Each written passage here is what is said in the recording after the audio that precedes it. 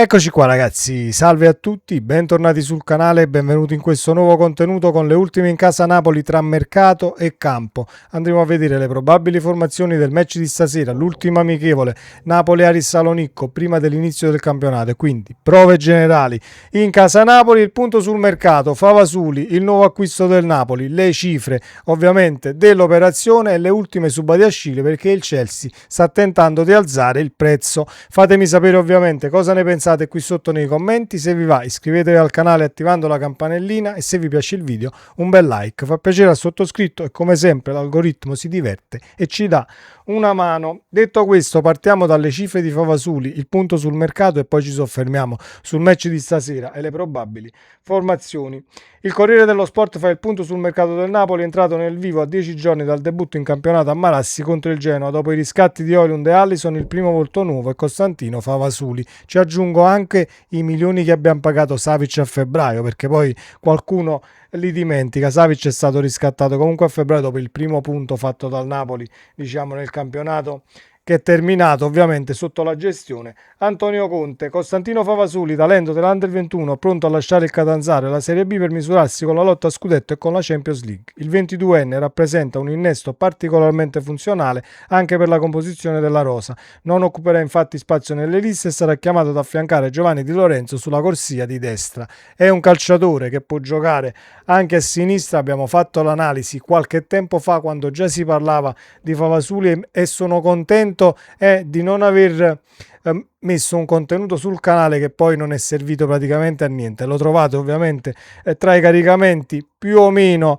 recenti. Abbiamo fatto l'analisi per caratteristiche tecniche ovviamente del calciatore. Il quotidiano sottolinea come il percorso di Favasuli ricorda proprio quello dell'attuale capitano azzurro. La sua storia, se vogliamo, ricorda proprio quella di Di Lorenzo. All'epoca di Ancelotti arrivò dopo la retrocessione all'Empoli, ritrovandosi ai vertici in Italia e in Europa. Noi ci auguriamo di aver trovato il terzino del futuro, anche perché Di Lorenzo ha bisogno di respirare durante una stagione e non può tutti gli anni tirare la carretta quasi da solo su quella fascia.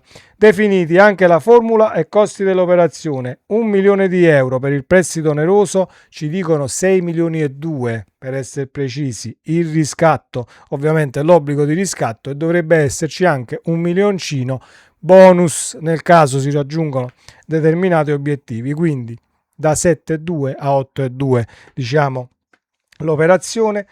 Il contratto ovviamente fino al 2034 potrebbe essere il contratto, si parla di 2031 più 3 2034 sfruttando la formula che il Napoli ha utilizzato anche per Vergara. Detto questo, noi siamo contentissimi, almeno io sono contentissimo di aver preso il terzino finalmente, che andava fatto non ieri, non l'altro ieri, ma tanto tempo fa andava data comunque una spalla a Di Lorenzo. Ce l'abbiamo fatta e abbiamo preso anche un grandissimo talento per quanto mi riguarda. Poi il campo, il peso della maglia, le competizioni e il salto di qualità, diciamo dal punto di vista della Serie A, sta al calciatore poi mettersi in riga e in gioco del tutto. Noi ci auguriamo che faccia bene e sia un'annata diciamo entusiasmante per noi e per Favasuli. Detto questo, Badiashile e il Chelsea che sta giocando al rialzo. Detto questo, nuovi contatti oggi tra Napoli e Chelsea per Badiashile. Le due società continuano a trattare per trovare l'intesa definitiva sul trasferimento del difensore francese, con il club azzurro sempre più vicino al traguardo. Secondo quanto riferito da Fabrizio Romano, il dialogo tra le parti prosegue e la trattativa sta avanzando nella direzione giusta. Il Napoli ha individuato in Badiashile un rinforzo importante per la difesa, eccetera eccetera. Il giocatore nel frattempo resta in attesa degli sviluppi e continua a aspettare il via libera per approdare in Italia. La volontà del calciatore rappresenta un elemento importante nella trattativa. Badiashile infatti ha dato la propria disponibilità al trasferimento e attende che Napoli e il Chelsea completino l'accordo. La società azzurra continua a spingere per chiudere l'operazione. Stando alle ultime informazioni, la distanza tra le parti si sarebbe ulteriormente ridotta. Restano da definire gli aspetti conclusivi dell'intesa, ma il dialogo è costante e il Napoli appare sempre più vicino all'obiettivo. L'affare non è ancora ufficiale, ma i segnali emersi dai nuovi contatti confermano l'ottimismo sulla possibilità di raggiungere il traguardo. Badiashile resta quindi in attesa, mentre il Napoli lavora per trasformare la trattativa con il Chelsea in un accordo definitivo.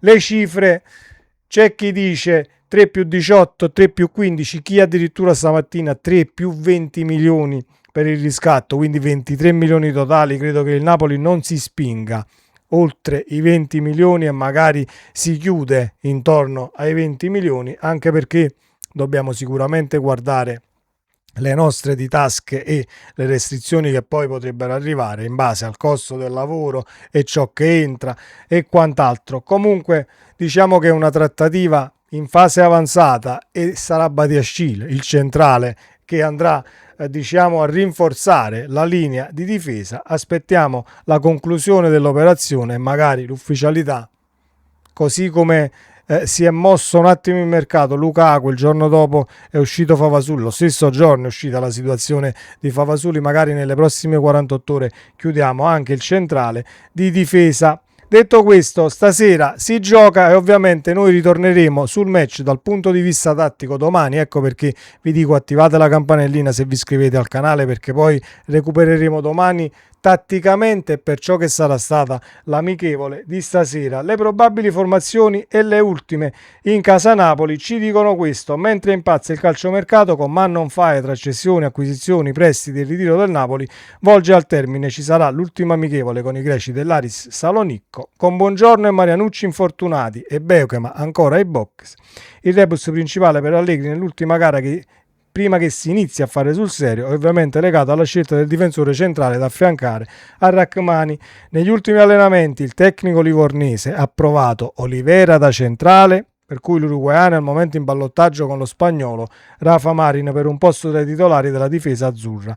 Nel 4-3-3 tra i pali ci sarà Meret, Di Lorenzo, Rachmani, Rafa Marin, Olivera e Spinazzola, la linea difensiva a 4. In mezzo al campo potrebbe esserci inizialmente una sorpresa, quella di Gilmour, provato molto negli ultimi giorni con Anghissà e McTominay a destra e a sinistra, quindi o Lobotka o Gilmour, ma il centrocampo comunque che dovrebbe partire anche titolare in campionato con Anghissà e McTominay ai lati.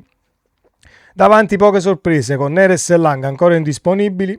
Politano, Højlund e Alisson Santos dovrebbero iniziare titolari. A gara in corso molto probabili gli impieghi di Mazzocchi, Olivera, Garofalo, Baretin in difesa, Lobotka e De Bruyne e Vergara a centrocampo, Giovane e Lucca ovviamente i sostituti in attacco. Quindi Di Lorenzo, Rachmani, Rafa Marin, Spinazzola o Olivera, Spinazzola, Anghissà, Gilmour, Lobotka o Anghissà Gilmour, McTominay o Anghissà, Lobotka, McTominay, Politano, Højlund e Alisson Santos il tridente offensivo. E stasera mi auguro che sarà pure la serata di Højlund, perché ne leggo già di tutti i colori e non segna e non tira in porta e analizziamo questo e analizziamo quell'altro. Se andiamo a vedere tutte le amichevoli giocate, a Højlund gli è arrivata mezza palla o un quarto di palla, diciamo, disponibile per far qualcosina. Il resto comunque in fase di appoggio ha dettato comunque linee di passaggio, è sicuramente fisicamente tra i più grandi a Napoli dal punto di vista fisico, e quindi più sei grande fisicamente e massa muscolare, più soffri la preparazione, più sei diciamo piccoletto tra virgolette, più recuperi rapidamente rispetto diciamo a uno di stazza superiore. Ma detto questo, mi auguro che sarà ovviamente la serata di Højlund e che il Napoli porti a casa prestazione in primis, perché del risultato nelle amichevoli comunque, al di là di come arrivano i gol dell'avversario che poi si possono commentare, il risultato passa sicuramente in secondo piano. Serve prestazione, convinzione e ritmo in vista dell'inizio del campionato. L'Aris Salonicco 4-2-3-1 con Majkic tra i pali, Fadiga, Fabiano, Kamsis e Kerkez la linea di difesa, Racic e Delebashiru i due davanti alla difesa, Gianniotas, Jebsen e Boussaid i tre dietro la punta, che è Loren Moron. Ovviamente questa dovrebbe essere la formazione dei nostri avversari, ma sappiamo che sono amichevoli, sappiamo che comunque ci sono i ritiri nel mezzo alle preparazioni, quindi diciamo che l'incognita, affaticamento, sto meno bene di stamattina, qualcuno può essere non rischiato in vista del campionato, perché comunque si deve gestire come si deve. Il Napoli la sta gestendo come si deve questa situazione, almeno per quello che vediamo tutti i giorni durante gli allenamenti. Aspetteremo poi l'inizio del campionato e le partite ufficiali per certificare a che punto siamo rispetto alle contendenti in Serie A, che ovviamente sono sempre le stesse: il Milan, la Roma, la Juventus. Ci metto anche un Atalanta, perché l'Atalanta è in sordina, nessuno se la sta curando. L'Atalanta con Sarri ha trovato già un po' di quadro, ho visto diciamo un bel po' di highlights precampionato e diciamo sono abbastanza avanti per quanto mi riguarda, perché noi avevamo sempre quella diciamo quell'idea di un Sarri che comunque il primo anno, squadra nuova, ci mette un po' di tempo. Sarri le ha accorciate quelle tempistiche, non ci vuole più un anno per trovare la quadra, quindi attenzione anche all'Atalanta. Detto ciò, fatemi sapere cosa ne pensate, sempre Forza Napoli, ci vediamo nel prossimo video, ciao.